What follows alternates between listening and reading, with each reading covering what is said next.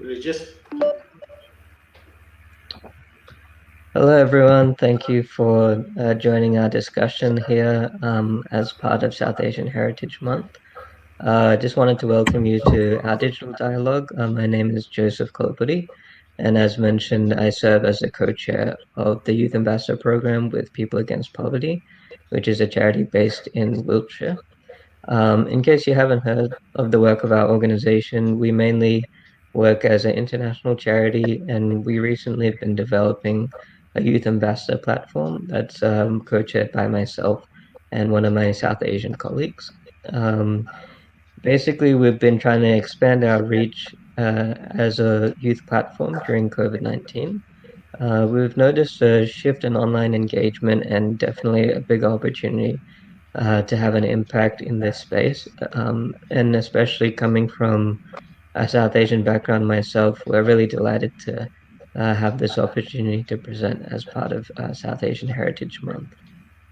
So, just to give a little bit of background about what we'll be exploring today, basically, as part of this discussion, we're going to keep it very informal and open in terms of some of our engagement that we've been working with other organizations in this space, including hearing from some of our youth ambassadors and some of the work that they've been doing in accordance with our fundraising initiatives, especially in response to the COVID-19 situation in India. We've also been developing a few initiatives for young people to get involved during the pandemic. So at the start of 2020, we basically developed or expanded this youth ambassador program with our charity to get young people involved from a range of different educational backgrounds, social backgrounds as well, and including young voices on our platform. So some of the initiatives that we've been working on during COVID, uh, we launched our Masks for Malawi project. We've been working a lot in North and Northeast Africa, especially with the onset of the pandemic. We were able to raise enough funds to employ two young people to develop handmade masks to distribute in the community and kind of raise more awareness of COVID and some of the ways that young people can respond positively to the pandemic. We've also expanded our Youth Voices platform, which is basically an online platform where some of our youth ambassadors can share about the things that they've been working on in the community, and also in terms of our engagement for our India fundraising project, which we recently launched with the increasing cases in India, as you've all probably been aware of, in early 2021. And especially to address the increasing effects of COVID, we've especially been trying to highlight some of the work of our partners on the ground in India, and especially to engage and highlight how we can respond as a community as well. So I wanted to introduce one of our youth ambassadors. Her name is Coco Hammond, and she's written a poem for this special occasion. So I'll just hand it over to Coco. Hi, yeah, so I'll go ahead and read the poem now. It's just to reflect my feelings about um, what I've heard from India in the news over here in the UK. It's called India in the News.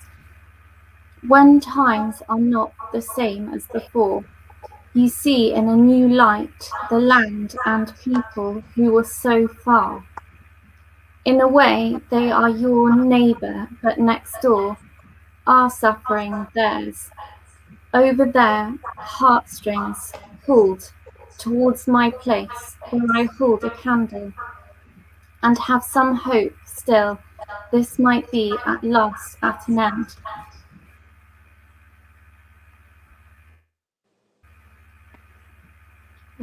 Thanks, Coco. I'll also ask you, Coco, if you'd like to share a little bit about your experience with the Youth Ambassador Program and some of the fundraising initiatives you've been doing in response to the India project. Yeah, I first got involved when I was at school with the charity, and then since the youth branch has developed, particularly over the course of the last year or so, I've been doing some fundraising focused specifically on the different projects, and of course, helping with the response to COVID and the impact it's had on the communities who are linked to the charity with the partners we have. So I did a car boot sale last year, and I've done a couple of bake sales. I made some mince pies at Christmas here, and more recently brownies. So yeah, that was a contribution I made towards the project in Malawi. And I'm looking at more ways to contribute to the project in India currently. So I'll probably resort to more online means now to raise money, perhaps selling clothes and secondhand books. So online. Thank you for listening. Thanks, Coco. Appreciate that. Yeah, and Coco is one of about 10 youth ambassadors that have been engaging as part of our platform. So really happy to hear from Coco. Some of the initiatives we've also been working on kind of in response to engaging with the South Asian community is having more representation. So in addition to myself, Hafsa, who's my co-chair, has also been working with KPMG to see how we can better develop some of our partnerships and have more of a representation of youth on our program. We also have a number of other South Asians in the public school system in sixth form, and also kind of representing our voice and different issues that have been affecting them as a result of COVID. And to that light, we've also been focusing a lot more on partnerships and collaborating with other community organizations. So we do have Dayalan Mahasan from the South Asian Forum. He works a lot in the community and kind of engaging people of other faiths, and how we can be a witness within the community. So I'd like to hand it over to Dayalan to share a little bit about his work with South Asian Forum. Thanks, Dayalan. Thank you, Joseph. Thank you for having me on. And hello, everybody. Actually, Joseph is my middle name as well. Yes, the South Asian Forum is something I've been working with for the last 3.5 years. I'm actually a property guy, property business guy, and on the side I do this for 1 day a week. And what South Asian Forum do, and what it's set up to do, is to connect specifically the South Asian Christian community, which is very, very small compared to obviously the Hindus, Muslims, and Sikhs community in this country, in the UK. And we, even though they're very small, they are very well established. They've been here for a few generations. If you know some of the history behind kind of the Christianity in India, Pakistan, Sri Lanka, the missionaries that went over from America and England. So there's a big established Christian community here, but we work with connecting them and helping them to be more effective in their in what they do in their local communities, but also joining together the South Asian Christian community across the whole country. So, like you mentioned as well, we work with other faiths as well. We have what we call interfaith dialogue, where we're learning from one another and just seeing how we can live in harmony together better. What I would also say is that, specifically across the country during COVID, we've had a time where we've been able to work with lots of other small pockets of South Asian community, across the country. Some of them might feel very isolated during this time of lockdown, so we've kind of appointed regional representatives where they can join together with local clusters of other South Asian Christians, etc. And obviously be more effective in serving their neighbourhood and carrying out things like such as even just looking after the elderly and feeding the needy and things like that. What we've also established in the last couple of years is like an initiative called Simply Eat, because I know South Asians love to eat, and they can teach a few people about hospitality and things like that as well. Obviously, it's been a bit of a trying time where we're not being able to go into each other's houses, but we did an initiative called Simply Eat, which we now make online. So we encourage people, not just Christians, but just everybody as well. But in the Christian community, especially with churches, how they are, they've been very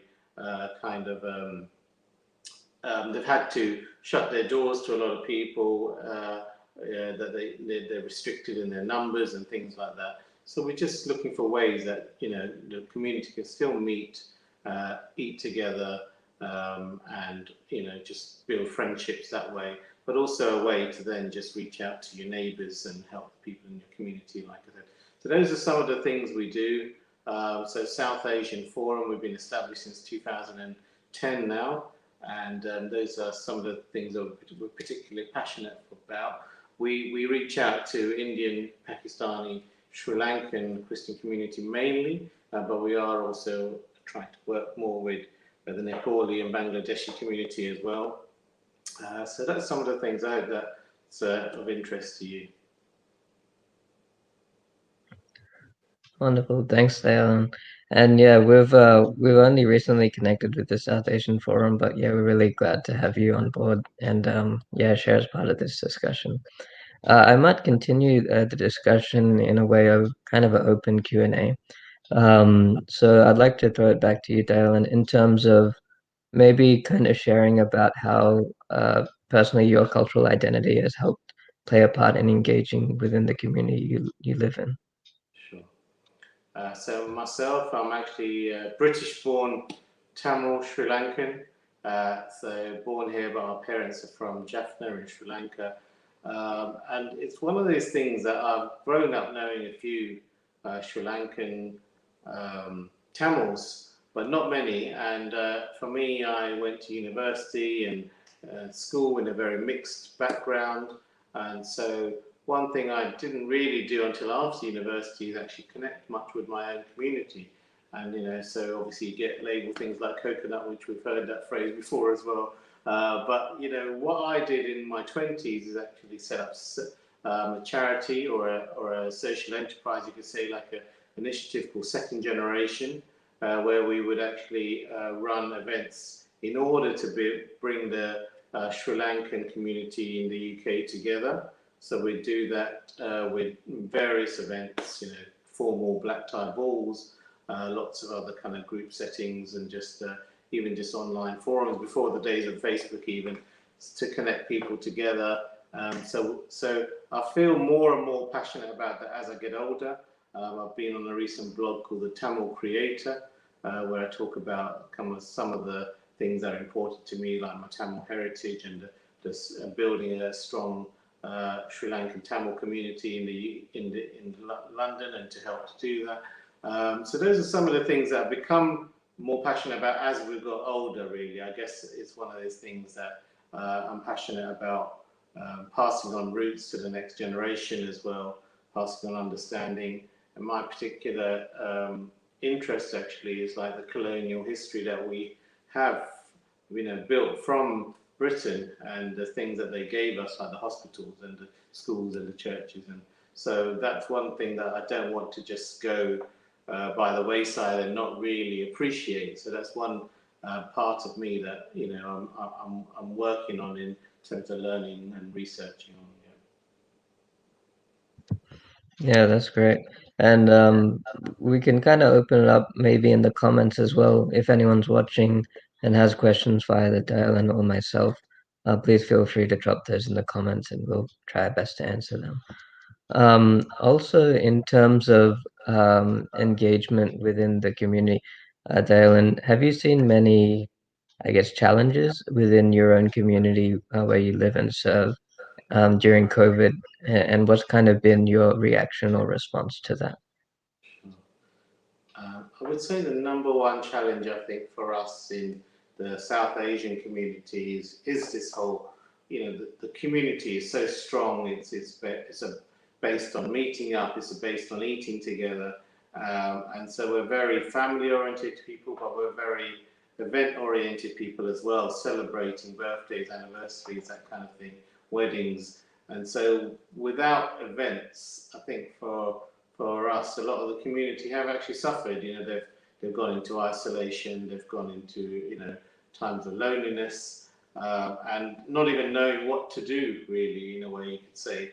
So for me, I think the biggest thing is just to try to stem that flow of isolation and to work with people to still have some kind of community, whether it's online, a virtual community where you still see people and they're able to interact, even if it's not in this big family setting that they might be used to. So I guess the mental health side of that as well, that's one aspect that we've looked at, and we've tried to bring in mental health experts as well to help our community. And I've been encouraged by how many people have been addressed that issue and have been open to discuss that issue, because it's probably one issue in the South Asian community that we're very we've tried to stay away from and not really address, and especially not publicize and promote it. Yeah, that's a great point that you raised, Ellen. I think, and especially in my role recently as a multicultural ambassador for the Mental Health Foundation, I've noticed like a lot of young South Asians have been able or brave enough to share their stories recently because of the pandemic. And a lot of people kind of facing the same challenges. Would you be able to speak a little bit more to maybe the broader issues of mental health within the South Asian community? I know it's a taboo topic in a lot of circles, but what's your kind of take on that within your community as well? Yeah, sure.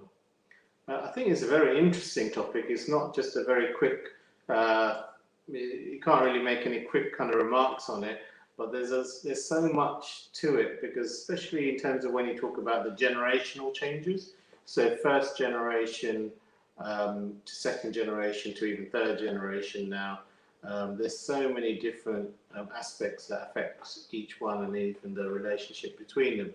But especially in first generation, where they're been used to always having a lot of people around them in the home, and so they've gone now where typically people would grow up in multi-generation households, but even before COVID that had changed quite a lot. So there's plenty of older people living on their own, going into care homes, that kind of thing, and it's very hard to even mentally deal with the fact that they're so used to, they spend their whole life being around lots of people, and so even in care homes it can be obviously quite a lonely place if you don't make friends, things like that. So that's just one aspect, like for the first generation. Then I'd go down straight to the kind of third generation or maybe second generation, where we are very much a digital age, and the kind of pressure that social media puts on second and third generation is huge, in terms of fitting in and living up to expectations of others, and also just trying to fit in, to comparing yourself naturally to other people that you look at as your peers, but you're automatically, consider yourself either inferior in some way maybe, or you feel kind of maybe you don't have the kind of same resources that other people do, but you naturally compare yourself to them, and that can only be a bad thing in terms of your mental health, because you're constantly feeling this pressure that no one's actually really putting on you other than the social media platform, I guess. Yeah, absolutely. Yeah, and I think there's still, as you mentioned, that peer pressure within certain circles to either hide or, to share whatever your challenges or circumstances you're going through. So that's a great point. I think we have a question in the comments here from Jane. What's the vaccine take up among the Tamil speaking community? So I guess I'll throw that to you, Tyler. Sure. I've been on some calls, including with the UK vaccines minister as well, and we went through some of the stats. I wouldn't have the stats to hand, but generally what they've said, and this is fairly early on in the vaccine rollout, maybe in about 2 or 3 months after, it started, especially among the Indian and Sri Lankan community, was relatively high, higher than the Pakistani and Bangladeshi community, but still overall very, very low compared to the national average.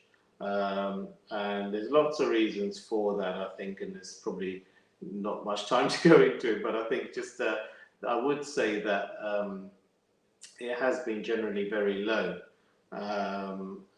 overall. So yeah, I don't want to even speculate on some of the reasons behind that. But I would say it's fairly low. A lot of Tamil community are in the healthcare industry, working there. So I guess that probably would account for a large part of why it may be higher than in other South Asian communities, possibly. But I don't want to speculate too much on. There could be lots of different reasons on there as well. And again, generation comes into it as well, where the younger generation, for me anyway, and people might not agree, but for me, are more trusting of the NHS and the health system here. And the fact that the research would have incorporated trials including South Asian community, whereas the older generation might have a bit more of a mistrust. Yeah, absolutely. I think sort of the mistrust or the initial resentment or barriers to that is because of misinformation. There's a lot of misinformation especially within the South Asian community of, side effects or the potential engagement of vaccines or how effective they are. So yeah, I can definitely understand from that perspective, especially those who aren't versed in medical sort of engagement, that would be a barrier. I think we have another question from Rassi. What are some of the challenges you encountered when trying to reach out to the South Asian community, and how did you tackle those problems such as language barriers or cultural differences? Yeah, I think straight away that first thing that Rassi mentions about the language barriers. So for me, we were trying to connect a lot with the Tamil community, and for me, like I mentioned, I was born here. I don't actually speak Tamil. So the number one thing I would say is the language barrier, really. So in fact, at the start of lockdown, I started having Tamil lessons. So I wouldn't say I'm at a good conversational level yet, but I've been having online Tamil lessons for the last year and a bit. And I think that's one thing that's important to realize, that, especially when we talk about even just in terms of the first generation that we reach out to, they'll go to a church where the language, is Tamil or Punjabi or Urdu or Hindi. So all of these kind of things are already a barrier when we might be trying to reach out to them. But I see more and more people that are obviously multilingual, that can speak 2 or 3 languages and 2 or 3 different South Asian languages as well. And also this positivity where things like BBC have even put out, vaccine messages in different South Asian languages, knowing that, that's a big way to actually kind of cross into those cultures, overcoming the language barrier. I would probably add to that as well, on top of language, there are a lot of cultural issues as well. So one thing we try to do is really break down any kind of barrier where people might just feel uncomfortable reaching out to people of other faiths, other backgrounds.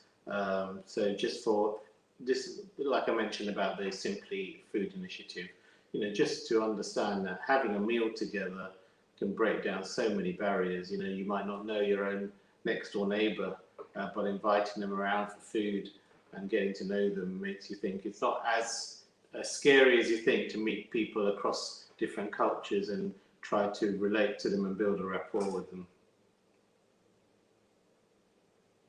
Yeah, absolutely. And I might throw my 2 cents in here. I think a lot of times within the South Asian community, we're pretty ethnocentric when it comes to our own culture, because obviously within India, there's different states, there's different languages, different customs, different religions, as you mentioned, Darren. So I think within the diaspora, it can sometimes be a challenge to break through to another community who has, a different mindset or values to you. But I've noticed because of the pandemic, we're kind of in this forced state where we have to connect with other communities because we're either experiencing the same challenges, or even as a broader South Asian community, we obviously want to help out whichever way we can. So I've noticed it's kind of like the great equalizer in that we're all on the same sort of playing field in a sense. So when you think of like language barriers or cultural differences, I've noticed that, some services such as like medical doctors from South Asian backgrounds are able to offer, translation services when people have come in for appointments, or, kind of giving more information about vaccines in different languages so that, people can pass it on to their loved ones and friends if they have concerns. Um, you know, Services such as like telehealth services through apps and things like that. I mean, Dylan, you mentioned mental health services. I know a few counselors were able to kind of offer their services in different languages as well. So I think it's been great to see, this increase in engagement within the South Asian community, at least virtually, as a result of the pandemic, which has been, yeah, quite a positive thing coming out of it. And I think even post-pandemic, I'm sure this is going to continue, and probably increase as a result. So it's been great to see that, as a response from the South Asian community. Coco, who mentioned we mentioned before, has also turned a question to us. I think I'll throw this to you, Dylan. She was wondering if volunteers from any organizations visit elderly members of your community, much as befrienders. I think it's a very good question, because I think it's been a problem. So we talked about the elderly being isolated quite a bit. And one thing, myself and a few friends have done is try to, even just in our local micro level, just go to meet elderly people when we do food shops with them every month, that kind of thing. But I think it's just very, it's in terms of an organisational level, I'm sure there are. Within the South Asian community and the ones that we work with, there's a lot of churches that have done that kind of thing, and I know very actively gone out and looked after the South Asians in their community, whatever faith they're from. So I know a number of churches that have done that. But I think, like I said as well, it's very across the whole country.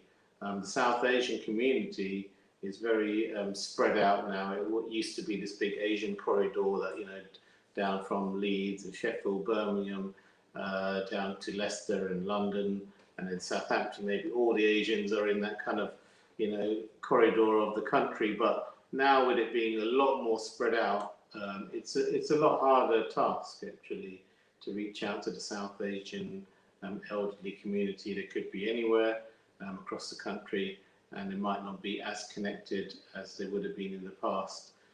So it's a challenge, but yeah, there have been a lot of good stories that come out of it as well.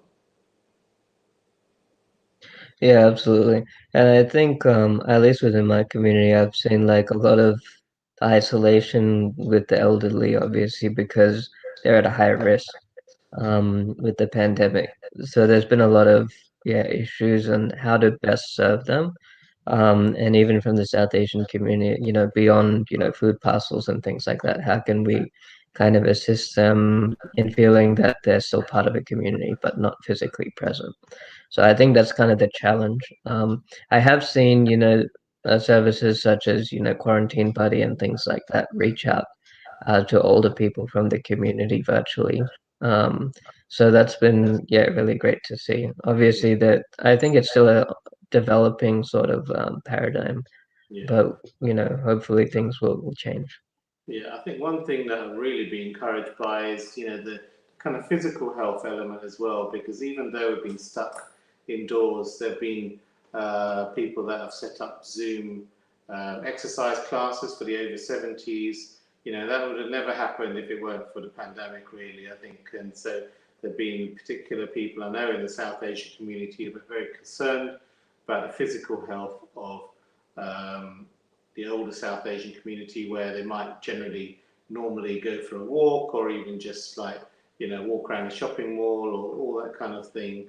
And so they've been very concerned about that. So they've set up Zooms Zoom classes where they just do basic exercises, basic stretches, with a view to for older people, so they're not too extreme, but they also are just keeping them moving as well, and then just teaching them basic stretches and exercises that they can do at home. Yeah, absolutely. And yeah, everyone who's watching, yeah, please keep the questions coming. It's great.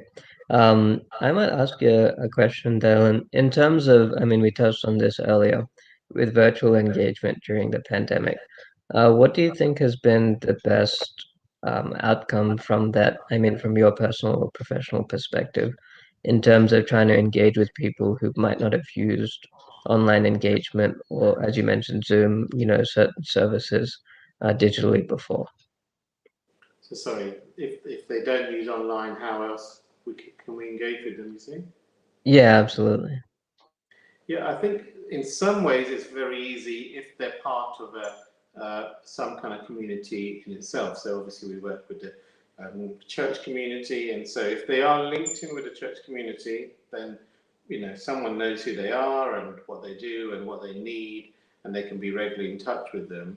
And then I think that the broader issue is just that we need to all be looking after people that we know. So if everyone, the South Asian community is generally quite connected, so it's not always the case, and there's plenty of fragmentation that's happened, and people that might not be looked after and not even thought about. But if there is that kind of connection of some kind, I think it's just everyone's responsibility really to just make a list of people in your world and then actually go out and actually look after them. I think that's just on everyone, not an organisation and not a particular church or charity to do that really. So, Yeah, absolutely. Yeah, I think I've seen within my community a lot more people, obviously because of the pandemic, have been forced to go online, whether using apps or, remote working, things like that. But obviously coming out of that, we hear about things like Zoom fatigue and, obviously a lot more online engagement. It takes its toll. I've seen at least within, a personal response from the community that those who aren't as technically literate, there are services for them that can be accessed online. Obviously, if there's community helps or grants or things like that, where people can kind of access that either through NGOs or charities, as you mentioned, Dylan, or other services, just, people kind of coming together within their community and saying, hey, can we respond to a local need? Without having, a formal body or organization to back us up. So I think that's been great to see that kind of spontaneous response. I think also kind of post-pandemic, we're starting to see conversations about like the future of work and how things have changed. There's all these, roles and opportunities now that wouldn't have happened if the pandemic hadn't occurred. So it's not to say that the pandemic is a good thing, but at least, there is some good coming out of it in terms of the community response. So I might throw it back to you, Dylan, in terms of what do you see post-pandemic is kind of the reality that we're going to be, living in terms of, yeah, whether it's, different opportunities or within the South Asian community, has there been a change in the perception of how we connect with people on a personal level as well? Well, I think people have been asking the fundamental questions of life as well. What's important to them? Do they want to move closer to their family? As I mentioned, I'm in property business as well, and I see so much of that. A lot of people are on the move because they've had these kind of awakenings as to what's going to be important to them in the future that wasn't important to them before. So they want quality of life now. They want to be near their family, but they're just more appreciative of life because there's this phrase that's like mortality salience. You're just more aware of how short life is as well. So I would say that a lot of things are going to be stemming around that. The fact that people want to make up for lost time as well during this time of the last year and a half, where they're not being able to see people. They want to really make up for lost time. but they also really want to have longer, deeper conversations with people, quality time. They're more open to discuss things of importance, such as their faith and the things that really are important. But also, like we mentioned, about things that they wouldn't normally talk about as well. They wouldn't normally bring up a topic on mental health, perhaps, and now they would. So things like that. So there's conversations and topics that are much more likely to be had. But I think the biggest thing is the reconnecting aspect, that people really want to sit down, have a meal together and reconnect with people. Maybe people that they had lost touch with long before COVID as well, but they realized that, this kind of break, this kind of short circuit in our lives that's happened in the last year or two has made them realize that what's actually important, who they really want to spend time with, connect with, but also just if there's anything that they have not been able to do during COVID, whether they've not been able to see family, just to spend extended time with their families, I think is going to be one of the big things. And like you said about people that may have been on their own and neglected in society as well, I do really hope that changes as well. Now that we've got the opportunity more to connect with the elderly, the needy, we might not be comfortable going into their house during the time when we weren't even able to legally, but in terms of now to be able to go and really make a difference to the people's lives that have really been affected much more than perhaps ourselves maybe, or we might have been some people have been relatively comfortable during lockdown and actually enjoyed it, but for others it's been really a heartbreaking time, but also a very, very long time of being lonely and isolated. Yeah, absolutely. Yeah, and I think even me personally, I've been kind of working on how do we kind of develop these friendships, obviously more naturally outside of our community. Because within the South Asian community, I think we have a tendency as like, oh, whoever's like this, we'd like to hang out with them. And I think that's just a natural response to us as South Asians. But I recently connected, as an example, with a South Asian guy who's a Sri Lankan as well. His name's Benjamin Stokes. He was actually an orphan in Sri Lanka and then um, was adopted and moved outside of the country. And he kind of was struggling a lot with social connections and how do we develop these outside of a workplace or a cultural environment. So he developed this platform called Social Table, which is basically an online platform where beyond just a Zoom call or a once-off communication with people, how do we develop these friendships naturally? So he kind of opened it up to like random groups of people who can connect online who don't know each other before, and then just kind of have a facilitated conversation, kind of like what we're having, Dylan. And kind of his motto is meet as strangers, leave as friends. So it's kind of an interesting opportunity, and I think without the pandemic, these sorts of initiatives wouldn't have had as much traction as they have now. So kind of seeing like different ways we can connect beyond our social circles, and kind of invite, different people into our lives and see how we can develop those friendships naturally and kind of continue the conversation beyond. I think that's been, one of the great benefits of having, this space within COVID as well. Sure, yeah. No, I would say the same, and also like what you mentioned about COVID being a leveler. Really, we've realised that we're all we're not all in the same boat. We're all in the same storm in different kind of boats. But I would say that it built empathy within the South Asian community, but like you said, among other communities, and the South Asian community can then branch out and actually reach out more, or feel like reaching out more because they feel more empathetic to other people. And it ties into what I was saying in terms of, we're more aware of our own mortality as well. So, where we might have been living in a kind of bit close-knit community, a bit insular community possibly, we might feel more motivated to branch out and connect with people from other communities. Yeah, absolutely. And I'd just like to share my screen in order to kind of share this example that I've been working on. So bear with me 1 second.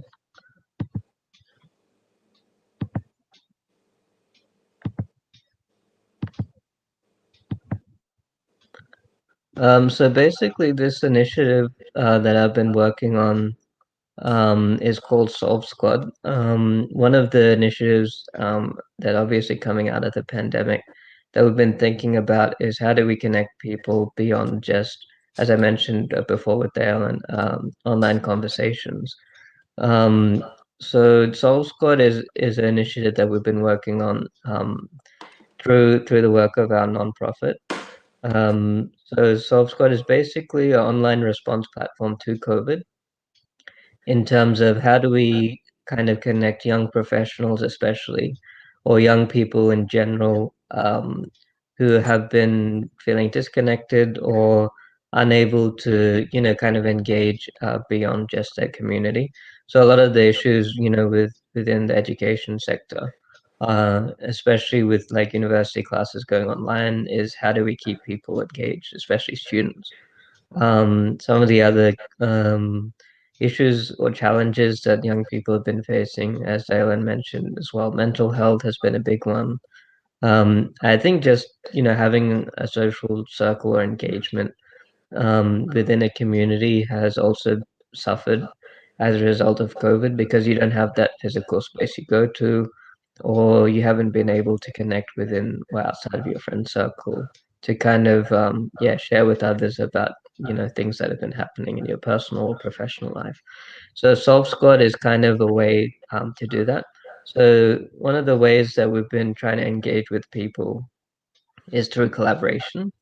So we recently kind of connected with different organizations to do that. And there are different ways that people can get involved. So I'll quickly share here so that people are aware of what we've been working on. So one of the main ways to do it as an individual, as I mentioned, is to kind of list your skills.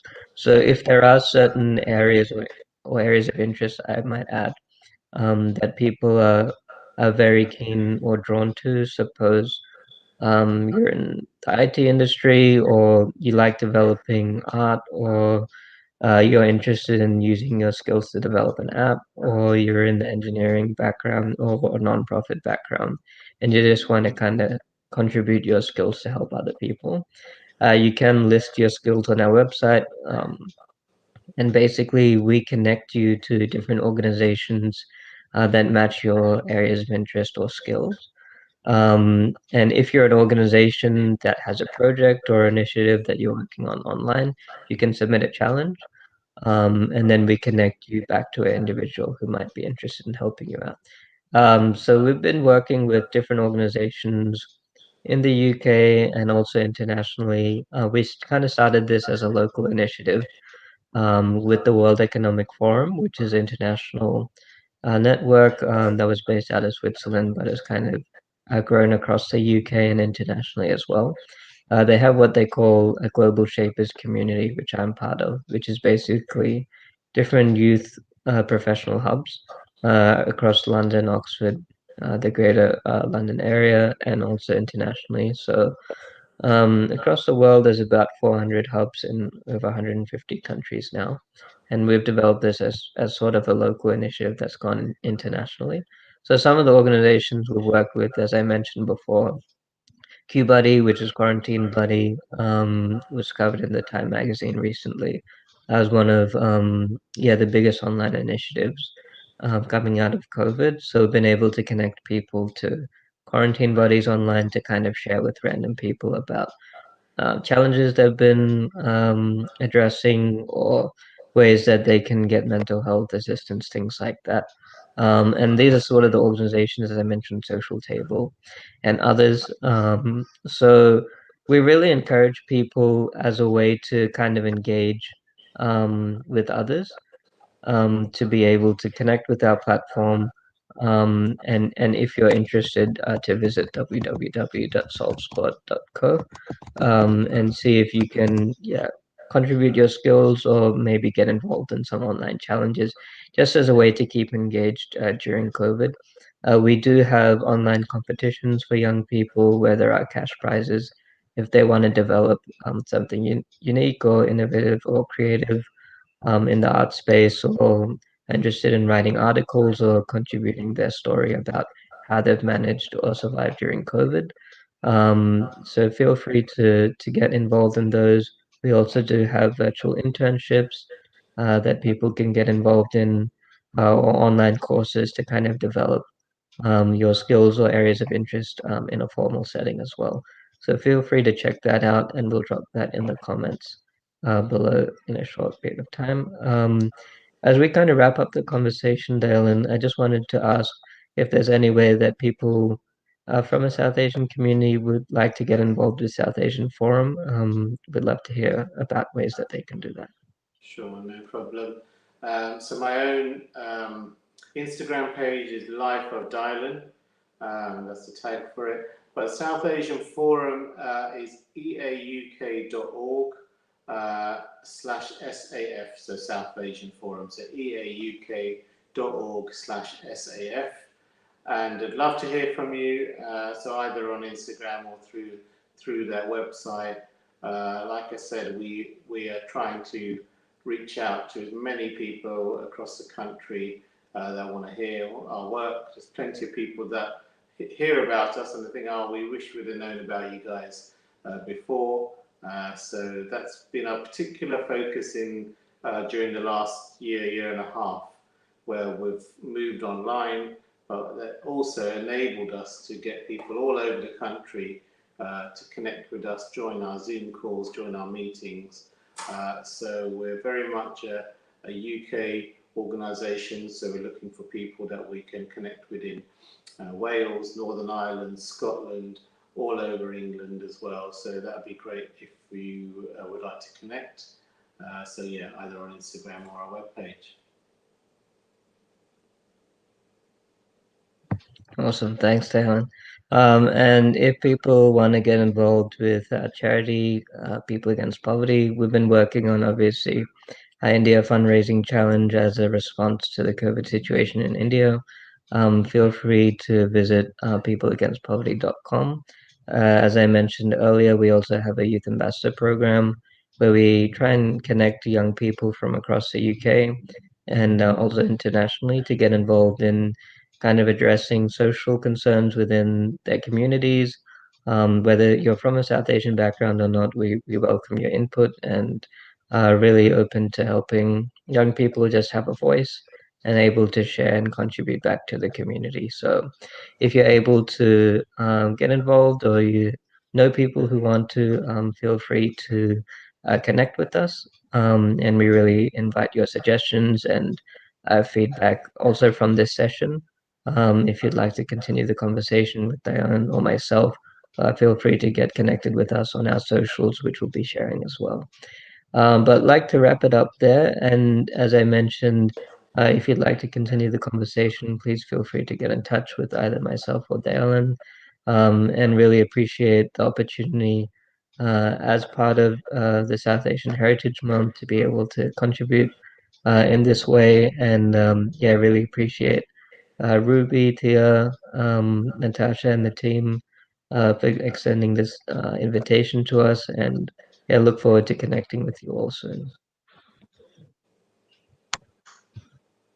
Thanks, everyone.